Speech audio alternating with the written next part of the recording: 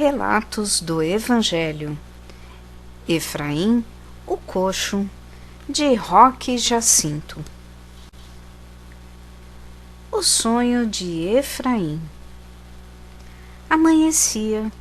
Os raios de sol deitavam luzes no pequeno cômodo da casa pobre, onde Efraim despertava após uma noite de sono.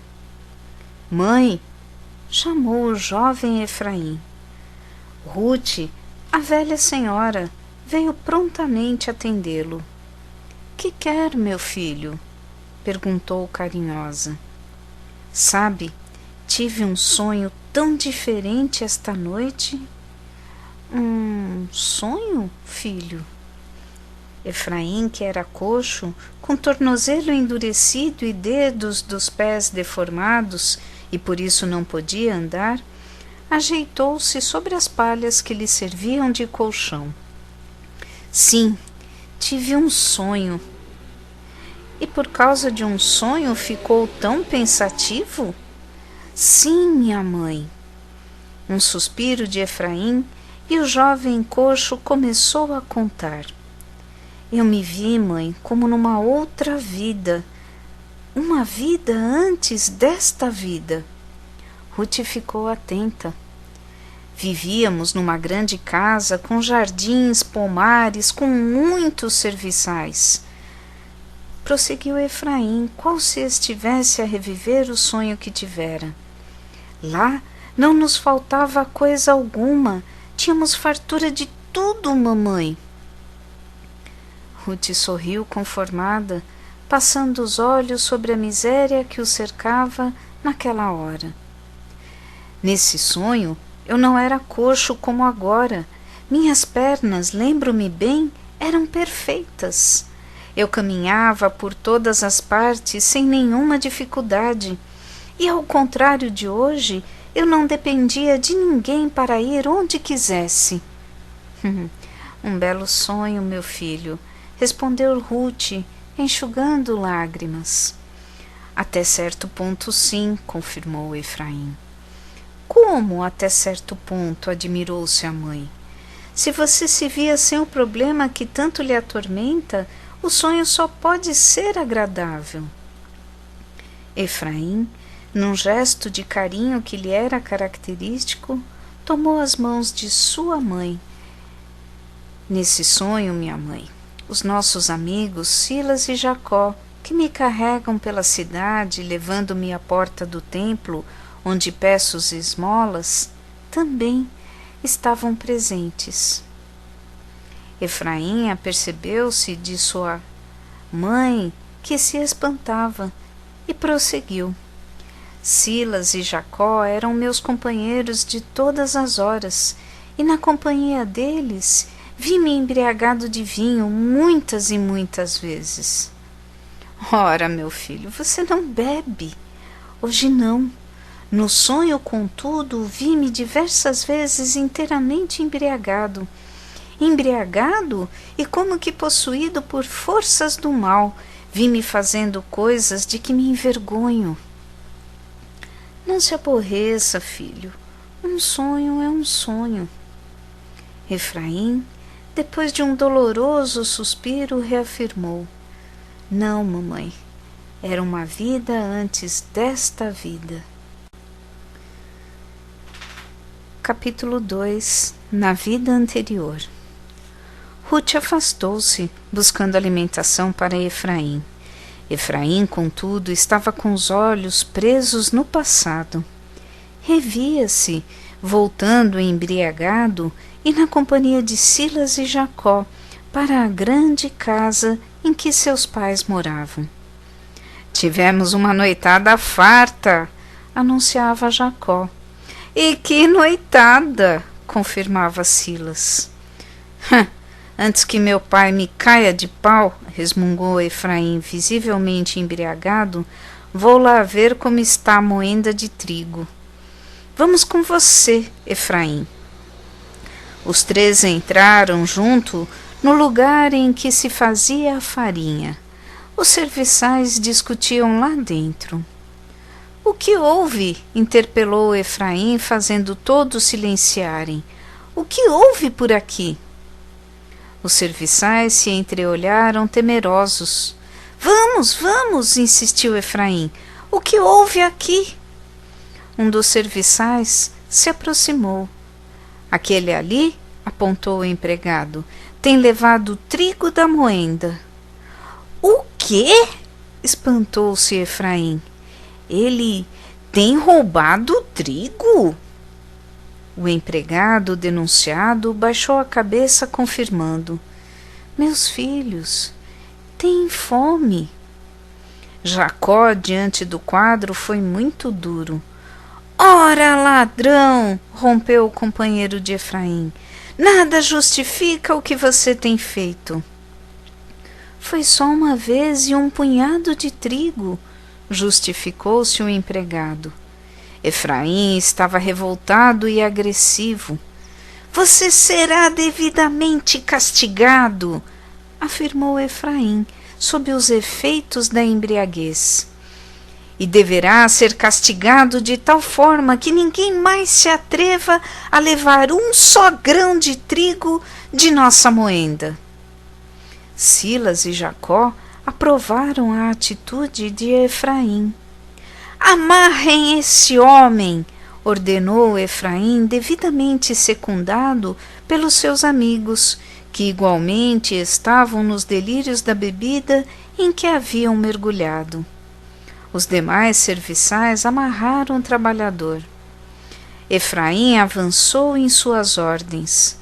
Coloquem a mão em movimento. Vamos, vamos, estou ordenando.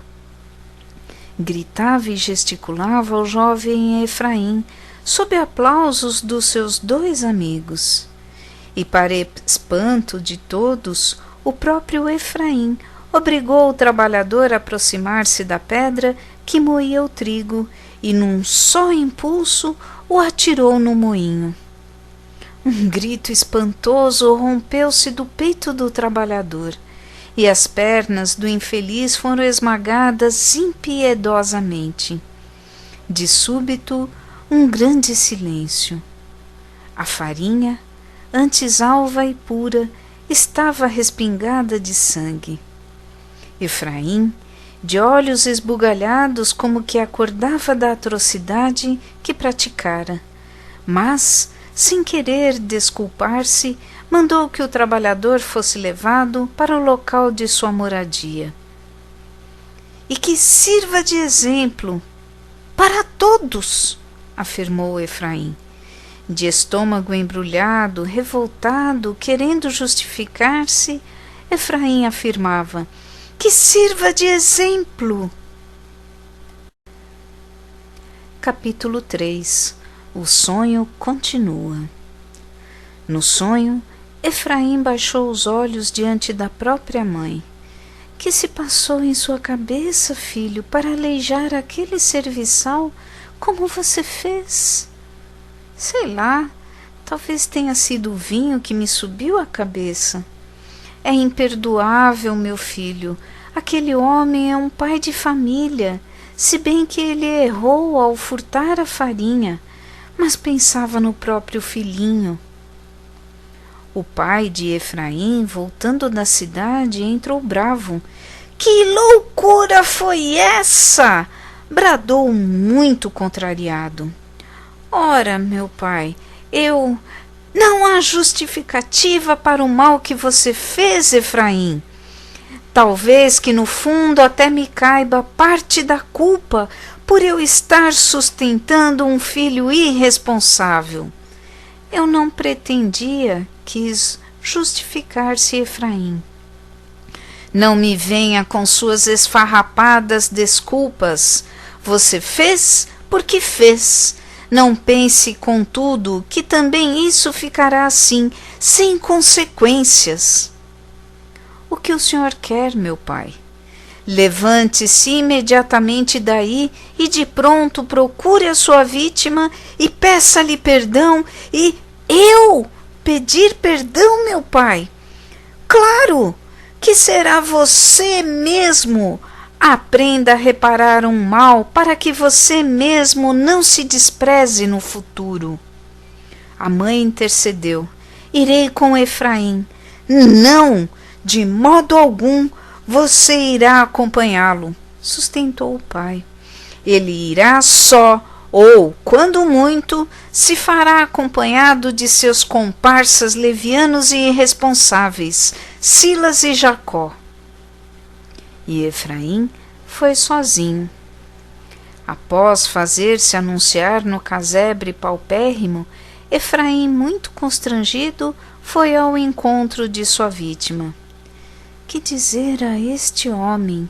Pensava Efraim, ao vê-lo num canto da casa, deitado sobre palhas, com as pernas enfaixadas. Não basta o que já me fez? Resmungou o infeliz entre dores. Que mais quer? Uns minutos de silêncio. Efraim estava constrangido. Perdoe-me. Foi o que disse Efraim, visivelmente comovido, diante da miséria daquela habitação e das lágrimas que desciam pelas faces do serviçal duramente castigado. Um garoto entrou correndo.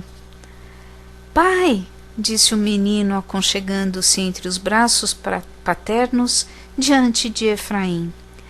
Ainda dói? O servidor sorriu, escondendo a dor. Não tanto, filho. E quem é este moço? Perguntou o menino, apontando Efraim. É alguém que quer ajudar o seu pai depois do acidente que sofri, respondeu o serviçal. O coração de Efraim saltou de dentro do peito. Sentia-se amargurado e, diante da atitude de sua vítima, sentiu-se tocado pela própria consciência. Efraim abaixou-se e abriu seus braços. Venha cá, menino, chamou o filho do serviçal, oferecendo-lhe os braços. Venho tentar pagar umas dívidas que tenho com seu pai. O menino aninhou-se em seu colo. O sonho terminara ali. Capítulo 4. De retorno à vida. Efraim, após ter narrado o seu sonho, estava pensativo. Vamos, filho, procurava animá-lo a sua mãe. Um sonho é um sonho. Efraim suspirou fundo. Foi mais que um sonho, minha mãe. Foi um reviver das sombras de um distante passado que estava perdido em minhas lembranças. Silas e Jacó chegaram. Vamos, disse Silas e Efraim, como fazia todos os dias ao ir buscar o jovem coxo, junto com Jacó. Efraim sorriu muito contristado. O que lhe mordeu? Perguntou Jacó, admirado com a submissão de Efraim. Hoje não há resmungos e revolta?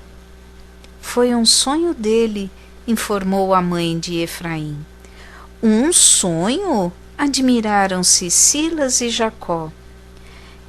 Que sonho foi esse a dar-lhe um ar de tristeza e resignação? Perguntou Silas. Eu lhes conto, informou a mãe de Efraim, diante do mutismo do próprio filho. E Silas e Jacó ouviram tudo de boca aberta. No final da narrativa, os dois amigos de Efraim se entreolharam admirados, sem saber o que falar diante de tantas revelações. E foi Silas que, resmungando, falou: Creio ser alguma revelação divina. Meu filho delira, falando de vidas passadas, destacou a mãe de Efraim. E vocês dois não devem alimentá-lo com essa ideia de todo extravagante. Não há delírio nisso tudo, minha mãe. Vamos, Jacó, convidou Silas, ajeitando-se para carregar Efraim. Levemos o nosso Efraim à porta do templo, onde buscará recolher as esmolas necessárias. E lá se foram, pelas ruas de Jerusalém, Silas e Jacó, a carregar o coxo Efraim ao seu local habitual de pedir esmola, entre tantas outras criaturas carentes de proteção e carinho. Os olhos de Efraim estavam voltados à sua vida passada. Capítulo 5. Procurando a verdade. Gamaliel, o mestre da lei, seguia pensativo. Pisara na entrada do templo quando se ouviu chamado: Mestre Gamaliel! Mestre Gamaliel! O mestre da lei, retirado de seus pensamentos, voltou-se para ver quem o chamava. Ah, é você, meu bom Efraim. Eu mesmo, senhor. Você está um pouco distante de seu ponto de esmolas, filho. Efraim, meio temeroso, olhava o admirado fariseu. Senhor, não quero as esmolas comuns. O que você está dizendo, Efraim? Não quer as esmolas comuns? O que pretende, meu filho? Efraim pensou e hesitante informou: Quero ouvi-lo, mestre. Gamaliel aproximou-se mais do jovem coxo. Abaixou-se, ficando bem a seu lado, como que consultando o que poderia estar acontecendo dentro da cabeça de Efraim, que nesta hora parecia um tanto modificado. Mestre Gamaliel, indagava Efraim com alguns cuidados e muitos temores. Pode existir para cada um de nós uma vida antes desta vida? O mestre Gamaliel franziu a testa. No pátio onde recolho esmolas, ouço falar muito de Jesus, aquele que foi crucificado, e dizem que ele pregava uma vida após cada vida. E que importância tem isso para você? É que em sonho revivi uma vida anterior a esta. E após ligeira pausa, Efraim completou: Esclareça-me, mestre Gamaliel, existe mais que uma vida? Gamaliel suspirou. Ajuntou-se mais ainda, bem próximo de Efraim. Efraim, meu querido, li nos apontamentos de Mateus, um dos discípulos de Jesus, que após o Senhor ter subido a um alto monte, encontrou-se com os espíritos de Moisés e de Elias, e esteve a falar com eles. Diz Mateus, em suas anotações da Boa Nova, que ao descer do monte, os aprendizes do Mestre Jesus o indagaram sobre Elias, o profeta que deveria ter vindo antes dele. E o Senhor Jesus lhes respondeu que Elias já viera e que não o haviam reconhecido, tão somente porque Elias estivera encarnado com o nome de João Batista. Efraim como que se assustou. Então há uma vida após cada vida. Gamaliel, sentindo que eram de extrema importância as informações que Efraim lhe solicitava, informou ainda. Conversei também com Nicodemos, o doutor da lei, que quando da crucificação do nobre Galileu Jesus, foi juntamente com José de Arimateia retirar-lhe o corpo da cruz para dar-lhe um enterro digno. O doutor Nicodemos? Exatamente, Efraim. Nicodemos me confidenciou que certa noite, corroído de dúvidas sobre as pregações do Nazareno, foi ter com ele. E o Senhor lhe assegurou que era preciso nascer de novo para que cada um pudesse um dia ter o reino dos céus dentro do próprio coração. Houve um grande silêncio entre os dois. Efraim derramava lágrimas quentes. Ó Senhor, então não era um sonho. Capítulo 6. Consolações. Gamaliel, sério, assegurou a Efraim: seu sonho não era simplesmente um sonho. Efraim suspirou e, olhando para as próprias pernas, confessou amargurado: Deus me puniu com o sofrimento. Não creio em tal punição, Efraim. Você tão somente vive na própria pele a consequência de seus atos de ontem, ou seja, de sua vida anterior. Mas por castigo! Gamaliel, paciente, sorriu e informou. Jesus, que informou ser preciso nascer de novo, referia-se a Deus, ao nosso Criador, simplesmente como Pai Nosso. E que tem isso, mestre Gamaliel? Tem que todo pai e, acima de tudo, nosso Pai Celestial, ama a seus filhos. Naturalmente, em nome desse amor e para reeducar-nos, deixa-nos o direito de escolher o nosso próprio caminho dentro de cada existência, confiando que nos superaremos por nós mesmos se nos impusermos as marcas que sinalizam nossos enganos de ontem. Efraim admirou-se com a sabedoria de Gamaliel.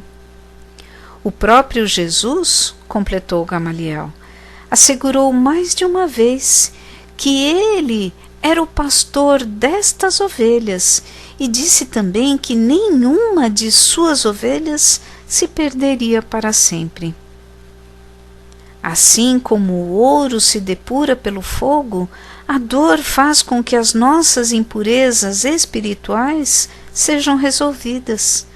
E só depois da educação pela dor, quando houvermos rejeitado o aprimoramento pelo amor, é que nasce em nós o homem novo do amanhã.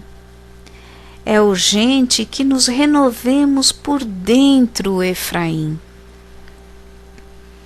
Efraim, sem mais argumentações, perguntou: que devo fazer para alcançar essa vida nova? Pense o que fazer com pernas novas. Gamaliel levantou-se do lado de Efraim, assegurando-lhe: não basta poder caminhar. Sabedoria verdadeira é saber por quais caminhos nos conduziremos até alcançar a nossa regeneração espiritual por inteiro. Se existem muitos caminhos, deveremos escolher o melhor. Gamaliel afastou-se, deixando Efraim pensativo. Vendo Gamaliel tomar distância, Efraim sentiu-se atraído para uma meditação mais profunda. Já sabia que tivera vidas anteriores e que viria a ter outras mais, e sabia que as suas pernas, hoje incapazes de bem servi-lo, eram simples sinais de seus enganos de ontem. Sabia que seu sonho não fora um mero sonho. Capítulo 7. Uma visita espiritual. Era manhã. Sob a luz dos primeiros raios de sol, Simão Pedro e João iam tomar a primeira refeição daquele novo dia. Antes de partir o pão, oravam. Deixavam-se envolver por pensamentos e sentimentos que buscavam o infinito, suspirando saudosos diante da ausência de Jesus, o mestre do amor. De repente, Pedro toca o braço de João. Que foi? Indaga João. Veja, balbucia Pedro. Como que uma névoa se forma diante deles num pequeno cômodo, e diante de ambos começava a fazer-se, visível e presente, um Espírito do Senhor, dentro de um halo luminoso que reproduzia a cruz do Cristo numa coloração azulínea. A paz seja com todos, saudou o visitante espiritual. Pedro baixou a cabeça. não somos dignos da sua presença celestial, confessou Pedro, com o coração pulsando forte. E o visitante espiritual procurou colocá-los à vontade. Sou um obreiro do Senhor, tanto quanto vocês, e em tudo igual a todos aqueles que perseveram nas tarefas de regeneração de nossos irmãos de humanidade. João, mais seguro, perguntou-lhe: E a que devemos a sua presença? Trago-lhes uma mensagem de Jesus. Simão Pedro e João se entreolharam espantados. Que quer o Senhor Jesus que façamos? Indagou João, num tom profundamente humilde e submisso. O Espírito lhes disse: O Senhor quer que todos saibam que Ele e o seu amor estarão sempre presentes na vida de cada um. Ninguém estará órfão de seu amparo amigo e generoso. Pedro e João se entreolharam espantados. Como faremos isso? Indagou Simão Pedro. Na hora nona, ou seja, ao começar a cair a tarde, instruía-os o Espírito, convém que vocês subam ao templo para as orações da tarde. Pedro estranhou. E o que mais faremos? Perguntou ante o silêncio que se fizera. Junto da porta de Salomão, deixem que os seus corações lhes sirvam de guia. Ouvir? O nosso coração? Espantou-se Pedro. Para fazer o quê? Interrompeu João, intrigado. O visitante espiritual os olhou brandamente. O que fazer só dependerá de vocês. E o espírito que os visitava, naquela hora da manhã, começou a esvanecer-se, desaparecendo diante dos olhares de Simão Pedro e de João. Os amigos se entreolharam. Capítulo 8. Antes da hora nona. João e Pedro estiveram ocupados quase todo o dia. Embora próximos um do outro, não lhes sobrava tempo para trocar confidências, tal era o número de criaturas necessitadas de paz e de luz que os buscavam naquele pouso de esperança. Os discípulos do Senhor socorriam a todos. Ninguém permanecia órfão de consolação. Numa ligeira pausa, Pedro e João permutaram ideias. Está próxima a hora nona, lembrou João. Sei disso, João, e trago o coração apertado por não saber o que nos aguarda na porta de Salomão, confidenciou Pedro, completando entre apreensivo e esperançoso. Será que voltaremos a ver o Senhor Jesus quando formos ao templo? Quem sabe, respondeu João. Estou intranquilo e repleto de indagações, confessou Simão Pedro. E por várias vezes neste dia cheguei a rever-me diante do Senhor Jesus na sua última aparição entre nós, após ter ressurgido do túmulo. João parecia rever aquele doce momento. Jamais esquecerei aquele dia, Pedro. E eu? Será que um dia se apagará de minha lembrança aquele encontro? E com sua franqueza habitual, Pedro completou. Ainda ouço Jesus me indagando por 3 vezes se eu o amava. Lembro-me disso, Simão Pedro. Na primeira confirmação que lhe fiz de meu amor, ele me recomendou que alimentasse as suas ovelhas, ou seja, que eu não deixasse de nutrir com seus princípios redentores todos aqueles que viessem a somar-se no seu divino rebanho. Pedro suspirou.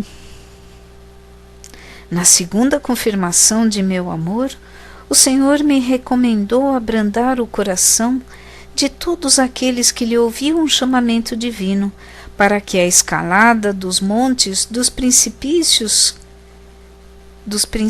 que enobrecem a vida. E por último, aditou João, o mais decisivo. Pedro esboçou leve sorriso. Por último, cumprimentou o nobre pescador de Cafarnaum. Ele deixou claro que, se eu o amava, deveria seguir após os seus passos ao longo de sua peregrinação divina. E você se entristecera com as 3 indagações. Pedro justificou-se diante de João. Sabendo que Jesus conhecia o fundo de cada alma, o que há dentro de cada coração, fiquei temeroso de que minha dedicação a ele não fosse tão forte, a ponto de doar-me por inteiro à sua confiança. O sol, lá fora, descia no horizonte. A tarde dava os seus primeiros sinais. Capítulo 9. Na hora nona. Pedro e João desciam na direção do templo. Atentos, olhavam por toda parte, qual se fosse Jesus fazer-se presente num dado instante, para que todos vissem a sua glória e se rendessem ao clarão da imortalidade. Em silêncio, entreolhavam-se repetidamente. Onde estaria o Senhor Jesus? Indagavam-se intimamente.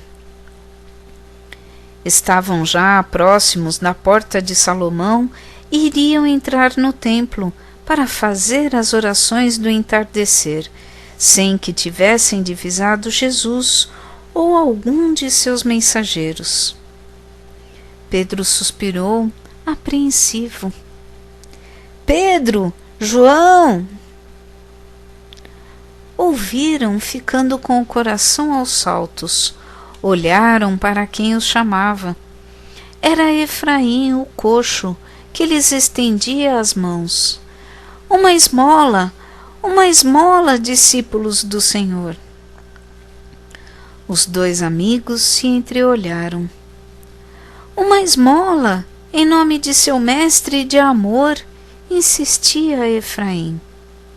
Pedro, numa inspiração íntima, fitava o coxo juntamente com João. De coração comovido, diante das súplicas e da dor do jovem coxo, convidou Efraim. Olhe para nós, Efraim. Efraim fez-se atento, esperando alguma esmola. Simão Pedro, contudo, naquele momento, anunciou a Efraim: Não possuímos nem prata e nem ouro para lhe dar, Efraim, mas o que temos lhe damos nesta hora. E, estendendo a mão na direção de Efraim, ordenou: Em nome de Jesus Cristo, o Nazareno, levante-se e ande. E, tomando Efraim pela mão direita, Simão Pedro o levantou do chão, e de imediato os pés e os artelhos do coxo se firmaram, e de um salto Efraim passou a andar. E entraram no templo louvando a Deus. O Senhor Jesus está conosco, afirmou João. A pequena multidão que presenciara a cura do coxo viu que Efraim saía a andar e a saltar alegremente, louvando a Deus, e com isso reconheciam, repletos de admiração e assombro, que Jesus manifestava sua misericórdia em favor de todos. E o povo correu atônito para junto de Pedro e João. Capítulo 10. Pedro e João no templo. Os que viram Efraim andar estavam admirados. Não é este o coxo que pedia esmolas? Indagavam alguns. Por certo que esse é Efraim, o coxo, diziam outros. havia admiração e assombro em todos. Eu vi, contava um deles, quando aquele Simão Pedro, discípulo de Jesus, lhe estendeu a mão direita e fez com que ele se levantasse. Pedro e João, seguidos de Efraim, chegavam à porta de Salomão.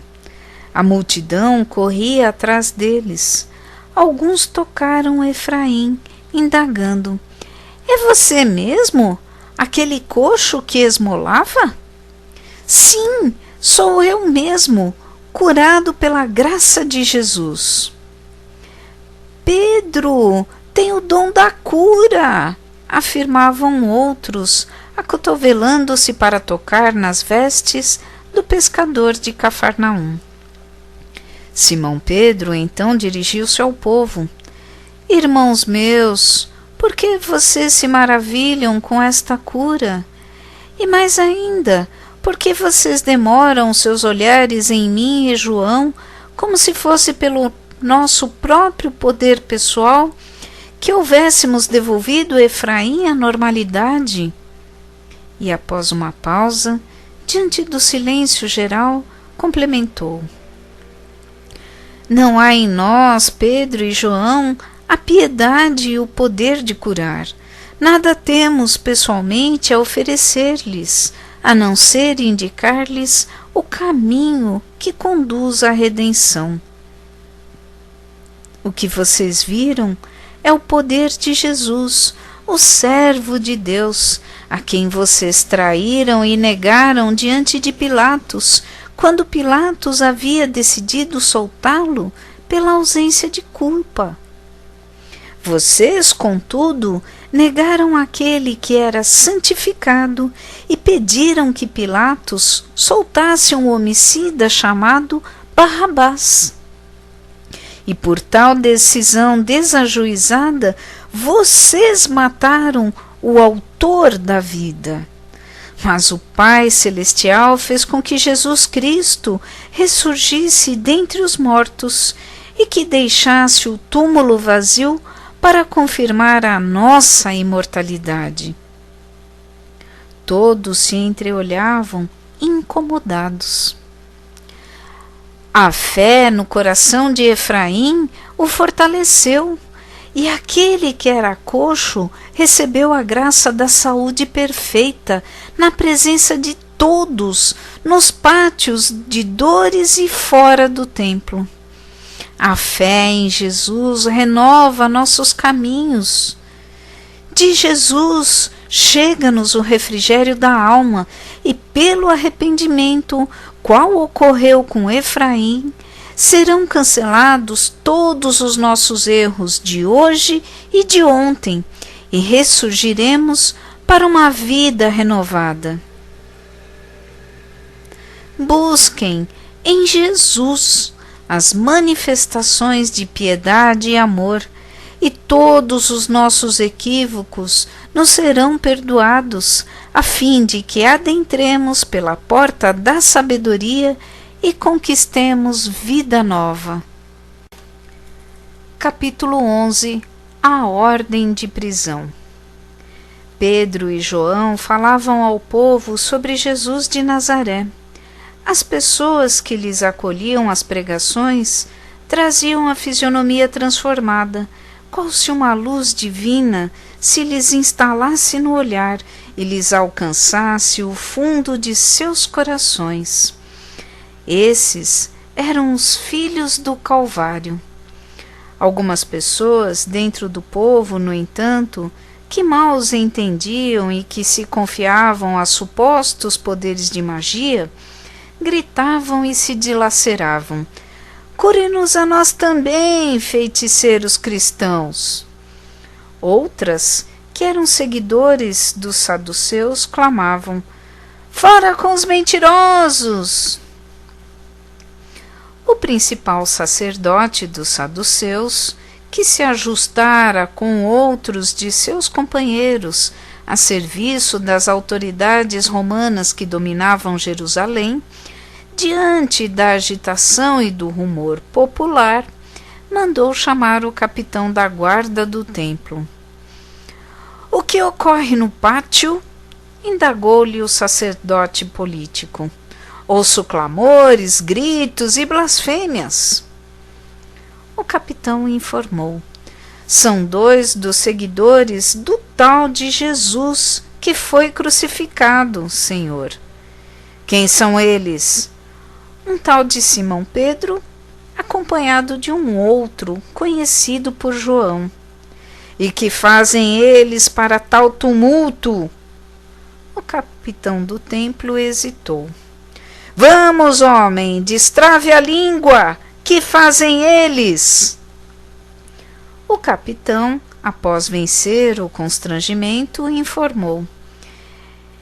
Eles estão ensinando ao povo que Jesus é o Cordeiro Divino e que após a crucificação de seu mestre, Jesus ressurgiu dentre os mortos. O sacerdote mordeu os lábios apreensivo. Ora, que fanáticos! Afirmou com um gesto de desprezo.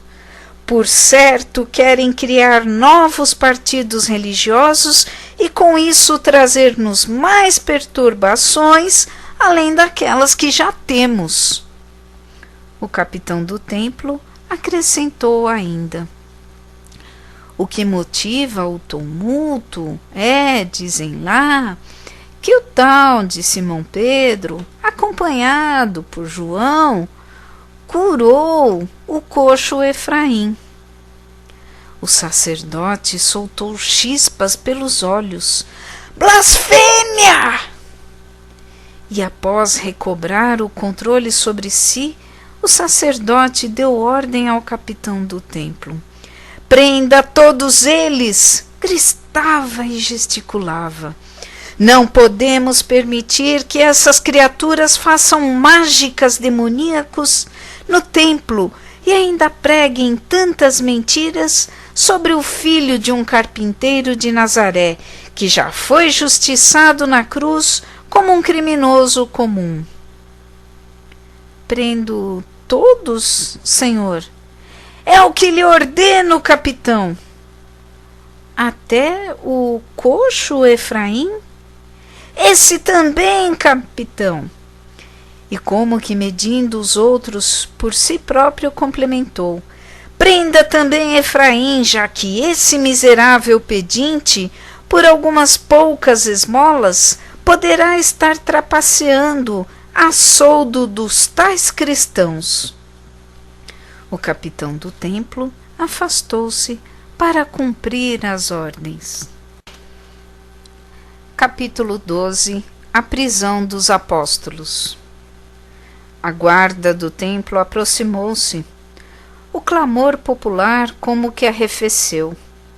Guardas, ordenou o capitão do templo, prendam esses 3 homens. Os guardas se acotovelaram com o povo, abrindo caminho até onde se encontravam Pedro e João. Efraim estremeceu. Prenderam os 3 homens. De súbito, da multidão que se aquietara pela surpresa, começou a crescer um murmurinho de insatisfação, e muitas vozes pediam: soltem os santos de Deus!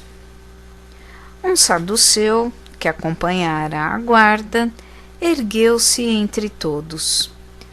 Filhos! Levantou a voz do saduceu num tom de fingida brandura. Bem entendemos que todos desejem milagres. Também nós queríamos que os patriarcas, pais de nossos pais, voltassem a falar conosco. E também que, em nome de todos os nossos antepassados, estendessem as mãos para limpar os leprosos e restabelecer a vista aos cegos. O saduceu, sentindo dominar o povo, completou: nós também queríamos isso, filhos. Tais coisas, porém, não existem. E apontando os prisioneiros, completou: esses tais que aqui se encontram são farsantes. Não se deixem, pois, enganar por eles, já que o demônio que os inspira é ardiloso demais e confunde muitos. É mentira sua, sacerdote! Gritou alguém confundido com o povo. Efraim era coxo há já 40 anos e hoje alcançou a sua cura. O sacerdote saduceu ficou pálido. Embora esse sacerdote estivesse ressentido por Pedro e João estarem a relevar caminhos novos para o povo e estarem a anunciar que Jesus ressurgira dentre os mortos, temeu pelas consequências que poderiam advir se contraditasse os seguidores de Jesus. Capitão, leve seus prisioneiros, recolha-os ao cárcere para que sejam ouvidos amanhã, ordenou em voz baixa. Os guardas iam retirar os prisioneiros. Ocorreu um movimento de insatisfação naqueles que tinham ouvido os ensinamentos dos apóstolos de Jesus.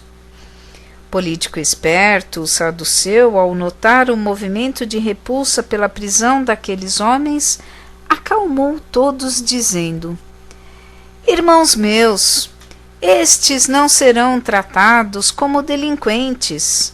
Amanhã, os principais sacerdotes de nossa nação irão ouvi-los e, sob inspiração divina, ajuizarão se estamos diante de uma verdade ou diante de falsos profetas.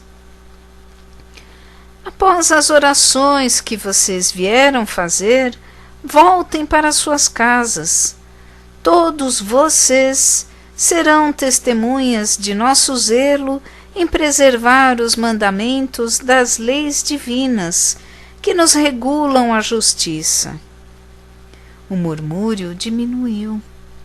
Voltem para suas casas e retomem as suas crenças, convocava o saduceu.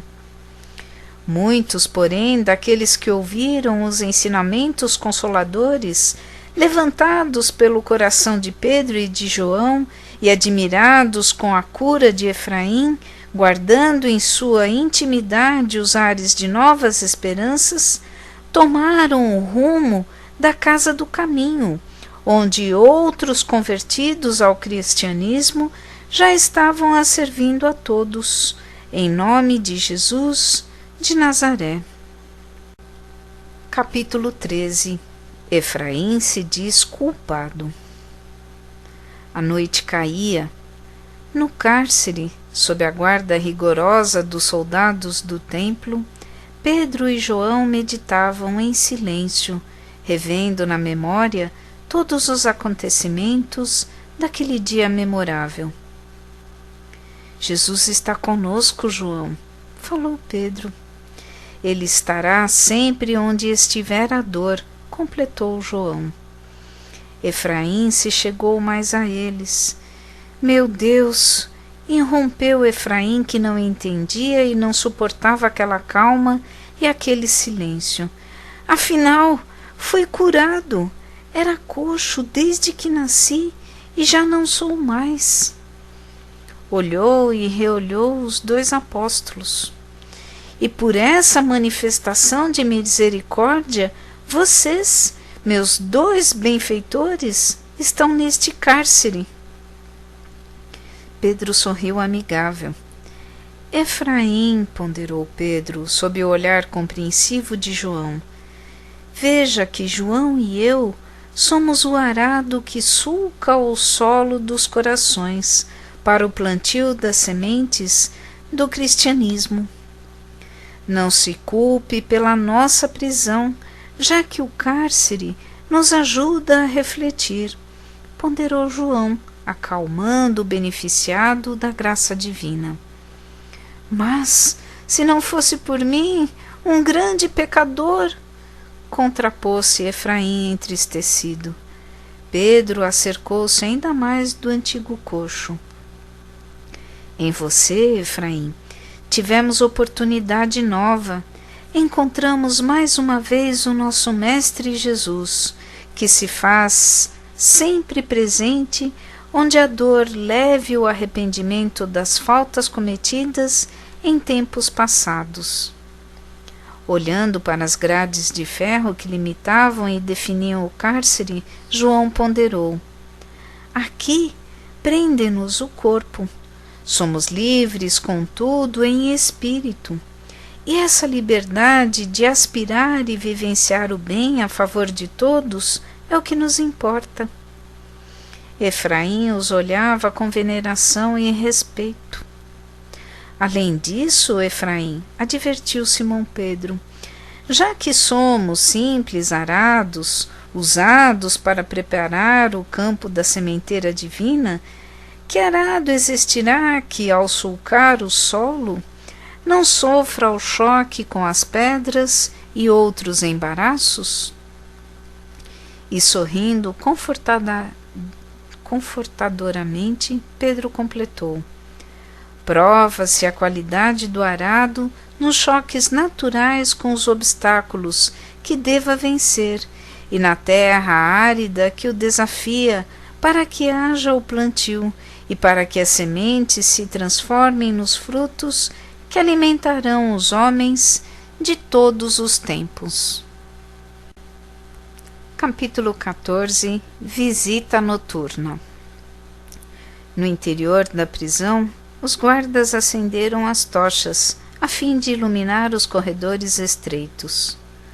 No cárcere, contudo, reinavam a escuridão e o silêncio.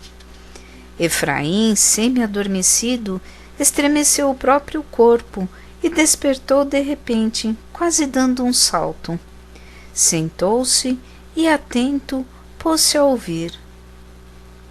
Ouço o roçar de uma túnica, murmurou com medo. Quem andará entre nós?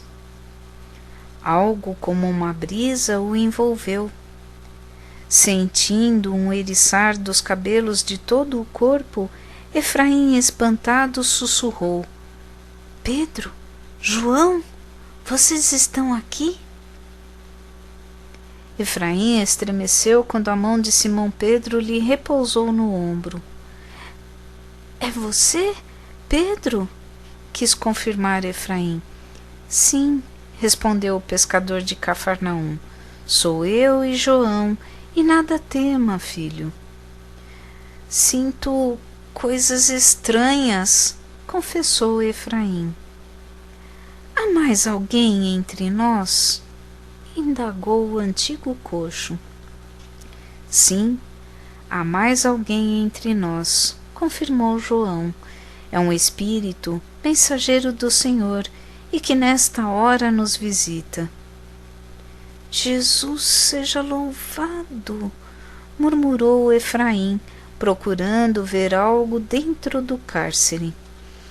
O espírito, que vinha em nome de Jesus, que já estivera na manhã daquele dia com Pedro e João, fez-se visível aos olhos dos 3 prisioneiros. A paz seja com todos, saudou o mensageiro de Jesus. Efraim engoliu em seco. Nada tema, Efraim, disse-lhe o espírito corporificado a seu lado. Nada mais sou a não ser aquilo que todos são depois que se despedem do túmulo. Um morto? Arrepiou-se Efraim. Não, filho, disse-lhe o espírito a sorrir.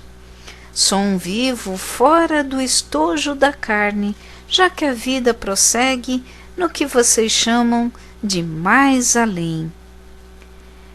É a vida depois da vida? Gaguejou Efraim.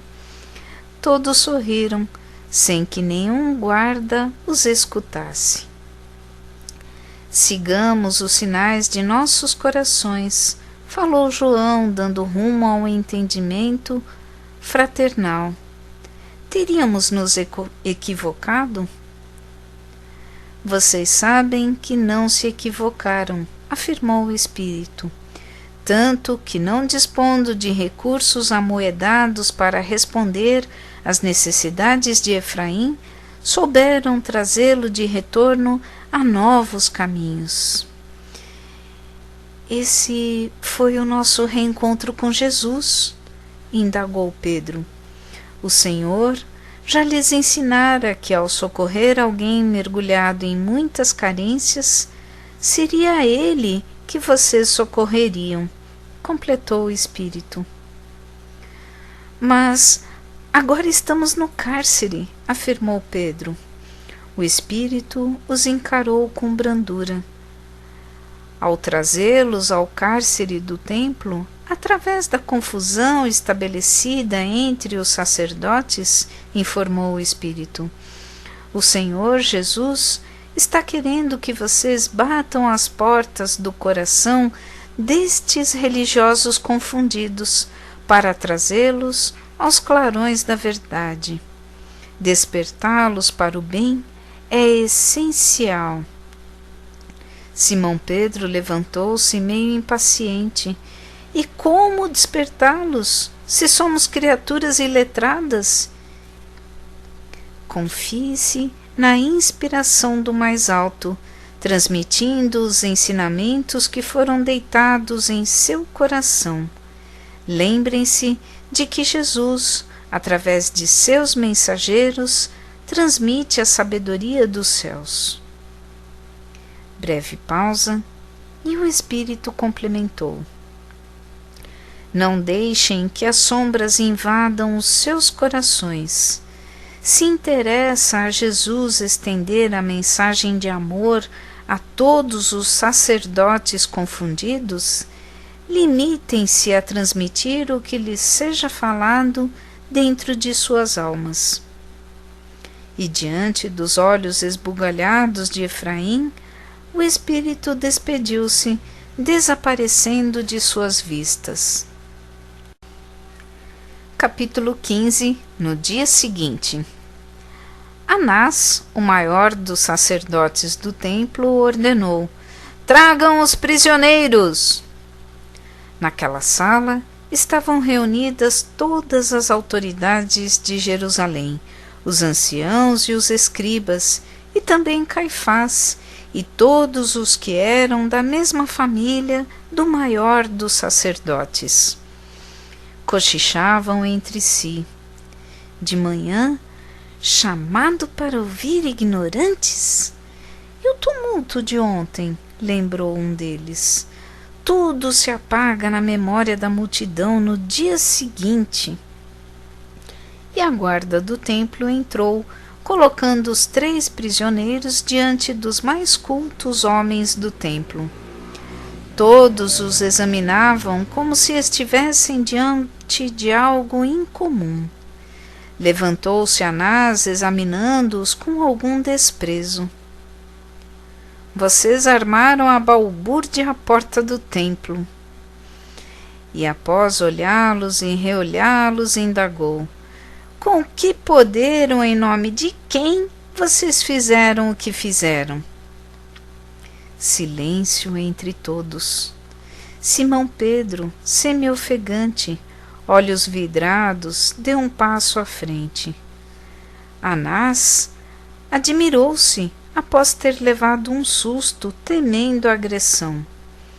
E Pedro, envolvido pelos pensamentos dos Espíritos do Senhor, ergueu a voz num tom respeitoso e culto ao mesmo tempo, falando: autoridades do povo e anciãos do templo, já que nesta hora somos indagados por um benefício prestado a um homem doente, a um coxo de nascença, mas purificado pela dor, eis que lhes direi de que modo tudo foi feito.